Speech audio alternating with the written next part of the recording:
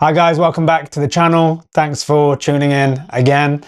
In my last video, I spoke a little bit about who I am, what Amex Motion is. What I wanted to do was share my experience authentically on how I got started and, you know, just kind of a week by week or month by month journey based on my experiences and difficulties that I come across, and just telling my story to help you out as well. I want to talk a little bit about my experiences so far with finding clients and kind of where I started and how I managed to get clients initially. I want to share a couple of experiences that I had. I got a lot of my jobs initially through word of mouth, and a few friends worked at bigger companies. I've been quite fortunate in that regard, in terms of knowing someone that could maybe have me come on a shoot with them, or would know somebody that would allow me to come and I'd work for free. That's another good point, working for free initially. And it's more just to kind of bulk out your portfolio. For me, I'm still very much building my portfolio, and through every piece of work that I do, I feel like it gets better and better. But initially, if you have no work whatsoever, then of course you need to just either do your own projects or do work for free. I still do some jobs for free now. It just really depends on whether it's a good opportunity, if it's going to put me in front of the right people, and so on. So speaking of putting me in front of certain people, I had the opportunity early days to go on a particular shoot that I wasn't the primary shooter for, but I was there kind of just doing a bit of B-roll and networking, if you like. But my friend worked for a company that was working in affiliation with Eddie Hall. So if you don't know Eddie Hall, he won the world title for World's Strongest Man in 2017. He held the world record for the deadlift, 500 kilograms. I think that's been beaten now, but at the time, obviously it's very impressive. We had the opportunity to go to his house, film with him. The company that he was working in affiliation with wanted to gift Eddie Hall a watch. So we went around to his house, we gifted him the watch, and then we did an interview.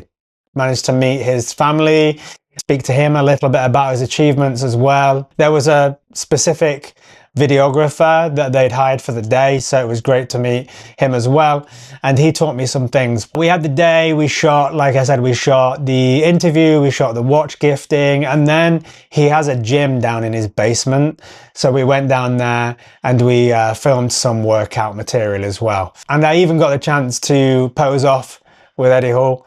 And then yeah, we went outside and we filmed some content. He has a tank parked on his drive, so we filmed some content out there as well. I was able to create a reel for social media, which I have on my Amex Motion page on Instagram, which you can check out, which got some great engagement because Eddie Hall collaborated on that as well. Now, I know that not everyone has these opportunities, albeit a big opportunity. In the grand scheme of things, it was still a small opportunity, but if you get the chance to do this type of thing, albeit for free, then A, it's going to be good for your portfolio, and B, it's going to be good for your confidence, and C, it's going to be good to just meet people and network. I think I've tried to put myself in many situations already where I can network. If I think about a situation where, like, you maybe get people approach you asking if you can work for free, or asking if you can do something for free, and in return maybe they'll give you some promo on social media, like a collaboration or something like that. I think you need to just work out whether you think it's worth it. Just being around certain people, networking with certain people, who knows who you're going to meet on these different shoots, right? So just a bit of an insight there as to one opportunity that I had early days within my career in video production, just to give you an idea of where to start. Like, I had no idea where to start. It was kind of, I'd be texting people that I knew. It's all about, I guess, people that you know initially and what they can potentially do for you to help you out.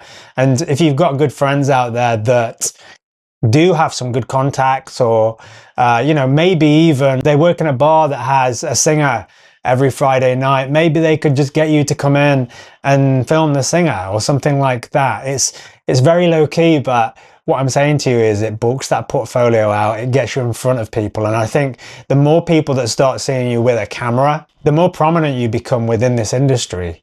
And somewhere I've been at a job before where someone's seen me with a camera and they've gone, oh, are you a videographer? I need a videographer for my company, or my friend needs a videographer for their company. Do you have a business card? So that's another thing, I always carry around some business cards.